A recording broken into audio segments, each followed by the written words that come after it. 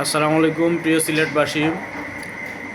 খানাইঘাটের একজন লোক প্রতারণা করে সিলেটের একজন হুজুরের কাছ থেকে 5 লক্ষ টাকা আত্মসাৎ করে নিছে কানাডার ভুয়া ভিসা জাল দিয়ে। বোঝার কোনো ইয়েই নাই যে এটা জাল ভিসা। হ্যাঁ, তারপরে 5 লাখ টাকা নিছে। এখন হঠাৎ করে এই সিলেট সদরেই একটা ফটোকপির দোকানে সেই লোককে, আত্মসাৎকারী লোককে পায়ে সবাই আটক করছে। এখন তাকে জিজ্ঞাসাবাদ করতেছে লাইভে। সবাই দেখবেন ভিডিওটা ভালো করে, আর সবাই লাইভটা শেয়ার করে দিবেন ভিডিওটা, যাতে সবার কাছে পৌঁছে যায় এবং সবাই দেখে সতর্ক হয়।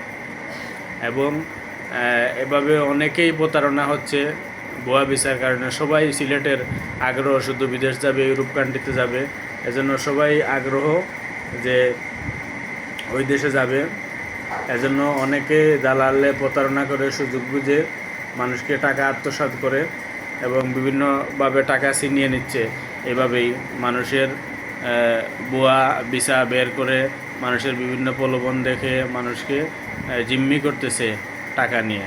এজন্য সবাই সতর্ক হওয়ার জন্য সতর্কতামূলক ভিডিওটি যদিও প্রতিদিন বাংলাদেশ প্রবাসীর লাইভে এই ভিডিওটি ভাইরাল হয়েছে, তারপরেও আমার যারা ফ্রেন্ড বন্ধু আছে তাদেরকে সতর্কতা করার জন্য এবং আমি নিজেও যেন সতর্ক হতে পারি, এজন্য এই ভিডিওটা করলাম। সবাই ভালো থাকবেন, সুস্থ থাকবেন। আসসালামু আলাইকুম।